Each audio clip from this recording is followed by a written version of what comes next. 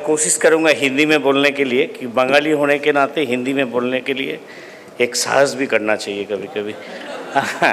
और बिहार में सर पैदा हुआ हूं तो मेरा एक ये भी बनता है। माननीय मंत्री जी, श्री राजीव रंजन जी, क्लापमा के चेयरमैन देवरा साहब, हमारा डिपार्टमेंट का पूर्वतन सेक्रेटरी साहब, मैं उनको तरुण सीधर जी को जितना मैं सेक्रेटरी हिसाब से जानता हूँ उससे ज़्यादा उनका राइटिंग स्किल के लिए जानता हूँ। और he keeps on sending his article, बहुत अच्छा लिखते हैं। और मुझे लगता है कि कभी अगर मौका मिला आपको ऑनररी वेटरनरी डिग्री देने का तो आपको मिलना चाहिए ऑनररी वेटरनरी डिग्री। बलराम साहब, गोदरेज का कर्मधार, मेरे नीच सब और उपस्थित अभी जो विद्युत जन हैं, नीचे बैठे हुए मेरा परम मित्र डॉक्टर भट्टा जी, डीडीजी एनिमल साइंस और न्यूट्रिशन का कर्णधार रहे, national institute of animal nutrition जो बेंगलोर में है उनका काफ़ी लंबा 10 साल तक वहाँ पे डायरेक्टर रहे। ये मैं इसलिए नहीं बोल रहा हूँ कि मेरा दोस्त है, वो सही में ऐसे है। इन्फा का प्रेसिडेंट निगम साहब, मेरा और एक दोस्त बैठा हुआ है सभागार में, डॉक्टर पटनायक, जो आपके साथ है, मेरे साथ करीब 25 साल का रिश्ता है उनका। पटनायक जी धन्यवाद, आप बीच बीच में मुझे आपका इनपुट देते रहते हैं। और मेरा विभाग से आए हुए सभी लोग, इंडस्ट्री से आए हुए लोग, कई लोग मुझे जानते हैं, कई लोग मुझे जानते नहीं हैं। जिन लोग नहीं जानते उन लोग आज जान जाएंगे, और जो जानते हैं उनके मेरे बारे में उनका निश्चित प्रतिक्रिया है। क्योंकि मेरा जो पद है और जिस पोस्ट में मैं काम करता हूँ, मेरा काम कभी करीब मुझे लगता है विवेक जैसे हैं। मुझे जब कोई पूछा जाता है तो मुझे जो चीज़ सत्य और सही है वही बताने का होता है और वही मुझे बताना चाहिए। उसके ऊपर मेरा ऊर्ध्वतन जो भी सेक्रेटरी हैं, मंत्री जी है, उसके ऊपर निर्णय लेते हैं।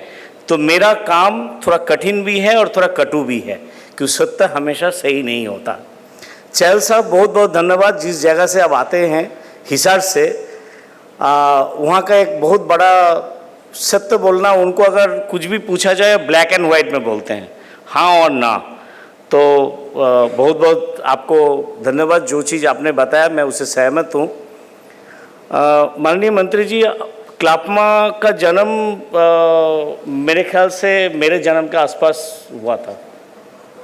और मैं जब वेटरनरी पढ़ रहा था और पोस्ट ग्रेजुएट पढ़ रहा था, तो जब भी कुछ असाइनमेंट का काम होता था तो क्लापमा का एक बुकलेट निकलता था, उससे हमें बहुत कुछ डाटा मिलता था। क्लापमा के साथ मेरा परिचय ऐसे हुआ है। मैं ज़्यादा तो नहीं बोलूँगा क्योंकि इसके बाद मंत्री जी का भाषण होगा और हम भी वेट कर रहे हैं कि उनके उद्घोष क्या होगा, क्या बताना चाहेंगे, क्या दिशा निर्देश देंगे, कि उसके लिए भी मैं भी 2-3 चीज़ कहना बहुत आवश्यक है। जब से मैं डिपार्टमेंट में आया हूं तब से एक बात सुनता हूं, मेज और सोयाबीन, और कोई विषय नहीं होता है। हम भी जानते हैं पशुपालन में करीब 60 से 65% खर्चा जो है फीड से होता है।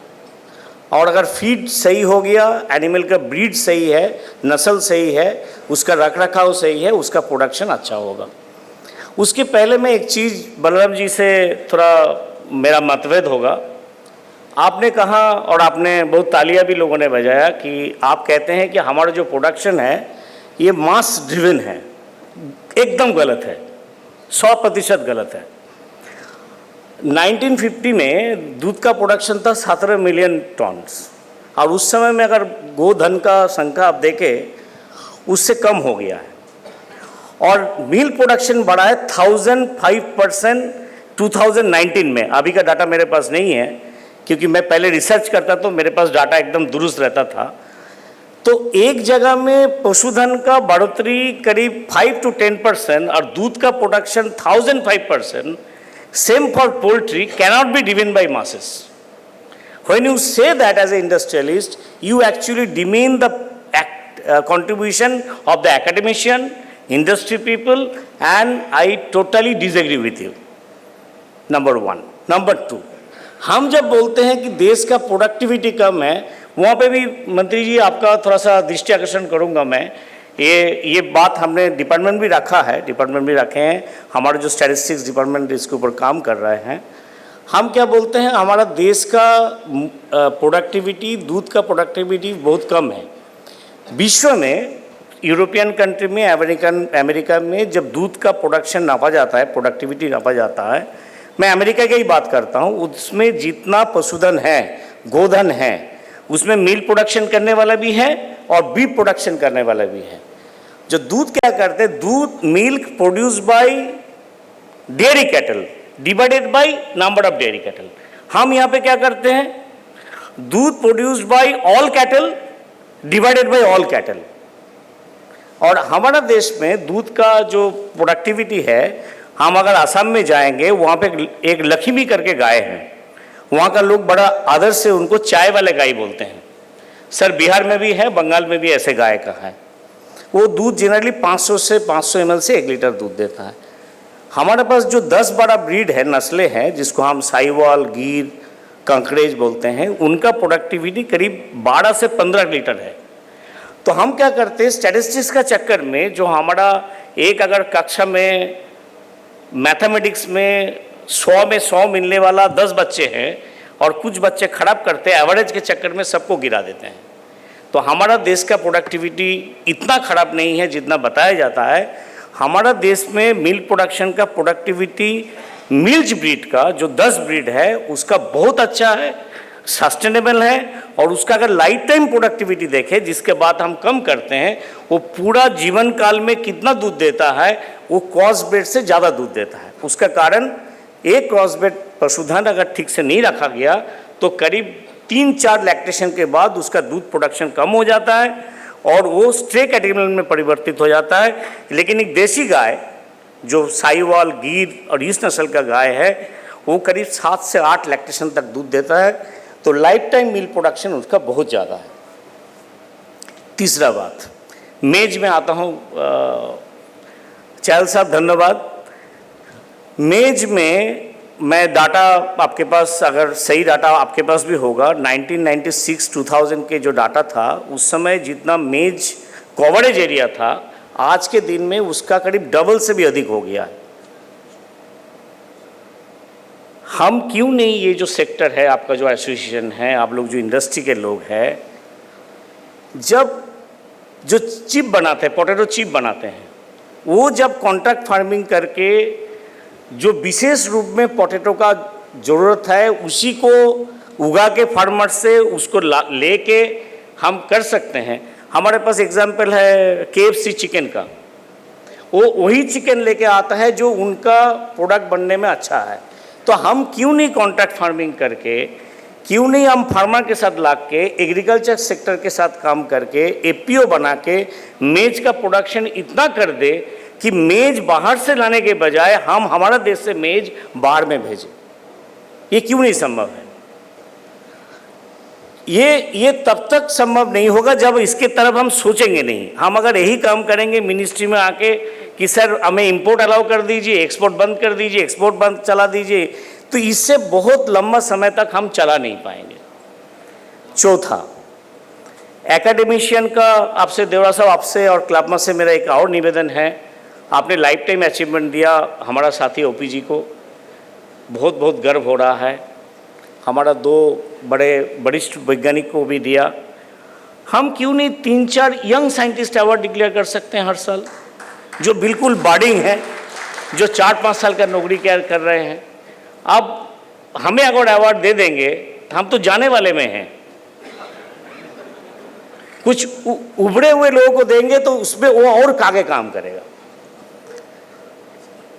एक बात और करना चाहता हूँ, मेरे पास सर एक कमेटी का मैं चेयरमैन हूँ फीड एडिटिव्स का, और गगन और मेरा नाम ऐसे पॉपुलर है इन लोगों के बीच में। गगन कभी बोलता है फाइल मित्रा जी के पास पड़ा है, मित्रा जी कहता है गगन के पास पड़ा हुआ है, और वो गोल गोल घूमते हैं। और फीड एडिटिव्स के नाम में एक बहुत बड़ा समस्या है। अभी तरुण सिद्धर जी ने बात किया एंटी माइक्रोबियल का। फीड एडिटिव्स में कई बार एंटी माइक्रोबियल्स भी आ जाता है, और इसीलिए भारत सरकार ने एक निर्णय लिया है कि हमें फीड एडिटिव्स का एक कमेटी बनाया और हर महीना में हम मिलते हैं और फीड एडिटिव्स का निर्णय लेते हैं। ये तो हो गया इंपोर्ट की बात। लेकिन क्यों ये संभव नहीं है कि हमारा इतना बड़ा इंडस्ट्री, गोदरेज है, बाकी इंडस्ट्रीज है, हम फीड एडिटिव्स, विटामिन, जो फीड सप्लीमेंट है वो हमारा देश में बनाए। उसका खर्चा भी कम होगा, क्वालिटी भी अच्छा होगा, और जो शिपमेंट में खर्चा होता है तो वो खर्चा थोड़ा कम हो जाएगा। एक इसके ऊपर भी हमें आत्मनिर्भर भारत के तरफ जो हम बात करते हैं, इसके तरफ भी बात करने का आवश्यकता है। सर, एक विडंबना है, हमें बताया जाता है, तरुण सिद्धू जी का बात को लेकर कहता हूं कि लाइव स्टॉक में और पोल्ट्री सेक्टर में सबसे ज़्यादा एंटीमाइक्रोबियल का यूज़ होता है। सर, मैं नीति आयोग में जाता हूं मीटिंग करने, मेरे से मैं खड़ा होकर यही बोला कि आप जो बोल रहे हैं उसका कितना क्वांटिटी आपके हिसाब में है और आपका सोर्स क्या है। तो नीति आयोग जी जो हमारा पॉल साहब है, उसने बोला नहीं, हमारे पास डाटा तो नहीं है, लेकिन लोग यही कहते हैं। हाँ, लोग तो बहुत कुछ बाहर कहते हैं, लोगों का कहना और एक्चुअली ये देना, ये बहुत बड़ी बात है। इसका प्रॉब्लम क्या है कि हम लोग जब World Organisation of Animal Health में हर साल हम डाटा सबमिट करते हैं, हमारे पास ऐसे कोई मैकेनिज्म नहीं है अभी तक, जिसके लिए हम काम कर रहे हैं डिपार्टमेंट ऑफ फार्मास्यूटिकल्स के साथ, कि हम डाटा वो बता पाए कि हमारा देश में एक साल में इतना एंटीमाइक्रोबियल का प्रोडक्शन हुआ था, इतना हमने इंपोर्ट किया था और इतना का हमें इस्तेमाल किया था। इसका कोई ह्यूमन में भी नहीं है सर, ह्यूमन में भी नहीं है। तो हम क्या करते हैं, इन्फा से डाटा लेते हैं। इन्फा एक डाटा हमें मदद करता है और हम WHO के साथ मिलके हम एक मैकेनिज्म बना रहे हैं कि एंटीमाइक्रोबियल का डाटा, तो अगले साल का हमारा टारगेट है, अगले साल का डाटा जब आप देंगे तो एंटीमाइक्रोबियल डाटा हमारा देश का डाटा होगा। एक जो हमारा सर, भारत एक ऐसे देश है जहाँ पे 19 इंस्टीट्यूट है जो एनिमल साइंस के ऊपर, खाली एनिमल साइंस के ऊपर काम कर रहा है। आप स्पीसीज बता दीजिए, घोड़े के ऊपर, ऊंट के ऊपर, गाय के ऊपर, भैंस के ऊपर, कुक्कुट के ऊपर 2, आप नाम ले लीजिए। फिशरीज का 6 इंस्टीट्यूट है। उसके बाद हमारे पास इतने सारे यूनिवर्सिटीज है, वेटरनरी कॉलेजेस है। क्यों नहीं इंडस्ट्री और क्लबमा जैसे ऑर्गेनाइजेशन इस ऑर्गेनाइजेशन के साथ मिलके एक PhD स्कॉलर का खर्चा नहीं करना है, फेलोशिप उनको ऐसे ही मिलता है। आप एक कुछ क्रिएट कीजिए कि आपका जो रिसर्च होगा उस रिसर्च का टॉपिक इंडस्ट्री तय करके देगा। जब इंडस्ट्री से टॉपिक आएगा तो उसका समाधान होगा, और जब समाधान आपके पास जाएगा, होता क्या है, चहल साहब बहुत अच्छा से बोला, हम अपना तरीके से रिसर्च कर रहे हैं। हमें बहुत कुछ चीज़, हमें एज ए ICAR साइंटिस्ट मुझे ही पता नहीं था, 35 साल हो गया, मुझे तब पता लगा जब मैं डिपार्टमेंट में आया, तो कई सारे सोच तो बिल्कुल बदल गया। तो ये जो एकेडमी और इंडस्ट्री का मिलन थोड़ा ज़्यादा होना चाहिए। और तो जो होता है 364 डेज आप नहीं बात करते हैं, वो 64 डेज बात मत करिए, लेकिन बाकी 300 दिन थोड़ा बात कर लीजिए। और आखिर में एक मैं और बात कहना चाहूँगा कि मैं बैठे बैठे अभी बात कर रहा था कि मैं हमारा OPG का एक बहुत बड़ा कंट्रीब्यूशन है NLM का, नेशनल लाइवस्टॉक मिशन में, जो एंटरप्रेन्योरशिप डेवलपमेंट प्रोग्राम है। और OPG आप जाने के बाद वो जिम्मेदारी मेरे पास आया है। तो मैं अभी एनिमल हस्बेंड्री कमिश्नर भी हूँ और joint secretary national livestock mission भी हूँ। तो मैं उसको और बारीकी से देख रहा था, बहुत अच्छा प्रोग्राम है। क्यों नहीं, अगर आप लोग मदद करें, एक अगर मंत्री जी का अनुमति से एक प्रोडक्शन लिंक, जो PLI बोलते हैं हम, प्रोडक्शन लिंक इनिशिएटिव जो हम करते हैं, क्यों नहीं फीड इंडस्ट्रीज के लिए करें। क्योंकि सर हमारा जो देश है, हमारा देश का जो पशुधन है, उसको रखने वाला 70% लोग एकदम मार्जिनल है, प्रांतिक कृषि है, और उनके पास 3 से 5 पशुधन से ज़्यादा पशुधन नहीं है, और स्मॉल होल्डर लाइफ स्टॉक है। और कई बार आपको तर्क मिलेगा कि स्मॉल होल्डर लाइफ स्टॉक खराब है। मैं आपको एक यूरोप का फिगर देना चाहता हूँ। 2023 में उन्होंने एक फार्म टू फॉर्क करके ग्रीन इनिशिएटिव लाया है। उसके पहले 80% सब्सिडी 20% फार्म को मिलता था। 80% सब्सिडी 20% फार्म को मिलता था। तो उनको लगा कि इतना लार्ज जो फार्म है उसको अगर रखेंगे तो आगे सस्टेनेबल नहीं रहेगा। तो हमारा जो सेक्टर है, जो स्मॉल स्केल होल्डिंग है, वो अपने आप एक सस्टेनेबल सिस्टम है। उसको हैंड होल्डिंग का ज़रूरत है। उनको अगर फार्मर जो तीन की 5 गाय रखने वाला प्रांतिक किसान है, उसके पास ज़मीन तो होगा नहीं, वो फॉडर उगाएगा नहीं। अच्छा, उसके पास जो खाने का सामान है वो तो ये से आ रहा है, आपका पब्लिक डिस्ट्रीब्यूशन सिस्टम से आ रहा है। वो चारा वो कहाँ से कॉन्सेंट्रेट खिला के गाय को भैंस को खिलाएगा? वो तभी खिला पाएगा जब फीड इंडस्ट्रीज के पास डेंसिफाइड फीड इतना संख्या में और इतना कम दाम में उपलब्ध होगा कि वो दुकान में, जैसे किराना का दुकान में सरसों का तेल और चावल खरीदता है, उसी तरह वो 1 किलो वो भी खरीद के लाए और पशुधन को खिला पाए, तभी संभव हो पाएगा। एक आखिरी बात, फीड एडिटिव्स के ऊपर बहुत रिसर्च की ज़रूरत है।